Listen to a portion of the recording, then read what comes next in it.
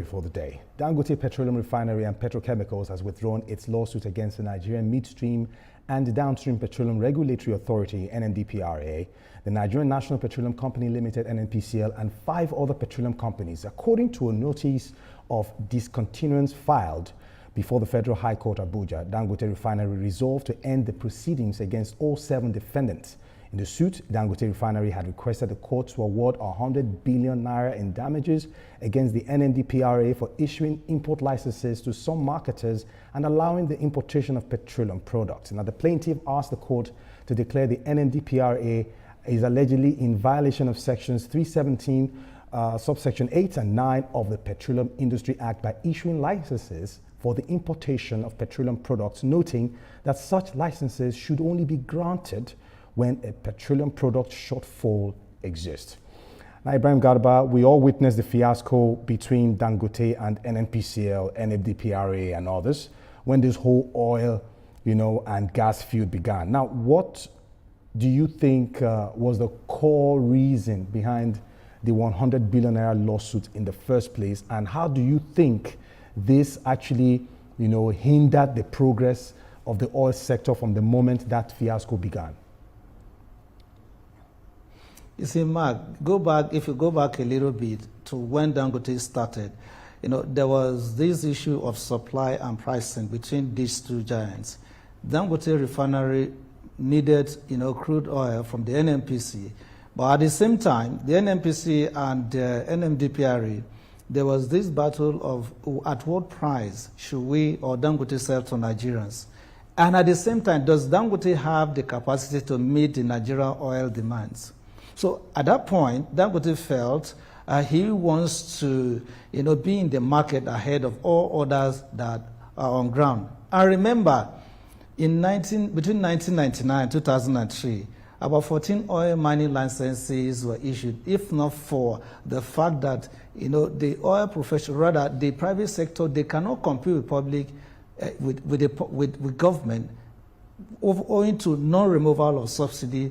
They back down. But now Dangote has floated a petroleum company and insisting that he wants to control the market, the singularly supplying Nigerian market, African market, which he doesn't have the capacity. So going to court seeking for that, and what transpired much later on, few months later, shows that Dangote only require supply, but to take care of Nigerian markets singularly, I don't think he has the capacity to do that. So seeing the danger in that made him to withdraw the court case against, the independent petroleum marketers, right, and the NNPC. I think all what he's looking for is dominance in the market. And at this point, it will be very difficult. What if something happened to the refinery? So that is the most reason why, he has to be very careful in, demanding for total absolute control of the Nigerian market. All right, thank you very much. Now, just for me, the decision to withdraw the lawsuit. Now, do you think it will further escalate the situation or douse it? What is the fear being nursed with how this whole dynamic has been playing out? Okay, so in my own opinion, I think I will first applaud the federal government and our president for giving Dangote some sort of safe landing and coming up with the policy of Naira for crude, right, which has actually helped Dangote to be able to do business properly and also allow the marketers to also willingly purchase from Dangote. If you like to purchase from him, go to him and purchase. And some of them have already been purchasing. Dangote going ahead and say, I'm withdrawing this lawsuit means that business is doing fine and business is good. I applaud him for also coming up. I'm not aware of what happened behind the scene within them. They didn't disclose that, but I'm sure that him going and saying that I withdraw this lawsuit in good faith is a very, very good sign that our whole oil sector has a promising future. Right. Like he rightly said, that it's not possible for him to monopolize the sector. Market. There are other refineries that are also springing up in some months. Modular refineries, right? Yes. But the concern about refineries that were supposed to be revitalized, yes, that were supposed to be rejigged, that right now we don't even know the end from the beginning, and the money has been sunk into those projects. Don't you think that is also causing some of the setbacks we're experiencing? Well, I think that solution is saddled with NNPC to revitalize those refineries. They've been given some funds to revitalize them. If they are not working, I don't think it's Dangote's problem. It's their problem. They've been giving funds, they've been giving everything they need. It's not working. They should get to work and get it to work. If there's corruption there, EFCC should sweep in and do the necessary thing. Right. Dangote, what consensus is? Dangote has chested producing, which we need in this country, and is also selling. Nigerians are using it. I use Dangote for, I make sure that I use Dangote for, and I'm proud of it.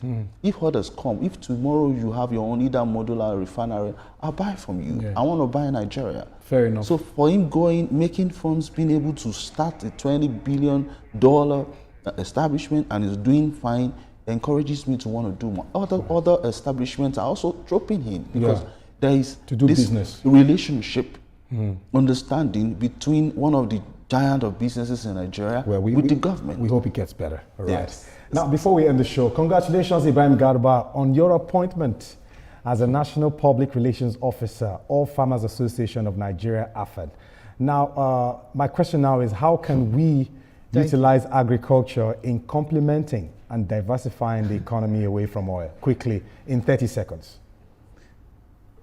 No, Mark, that should be a very important one. We should look forward to a proper time to discuss on that. But I think accepting the offer shows that TVC gave me the platform, and I want to thank TVC for the opportunity they gave me to rise to this level. And let me assure you that going forward, with the new fund form which we have in AFAN, the issue of food security will be a thing of the past, and the commodities, commodity prices, I assure you, will come down as soon as possible. All right. Thank you, Mark. Thank you very much, Ibrahim Garba, for your time, and we wish you all the best in your new appointment, and of course, flying colors as usual. Take care.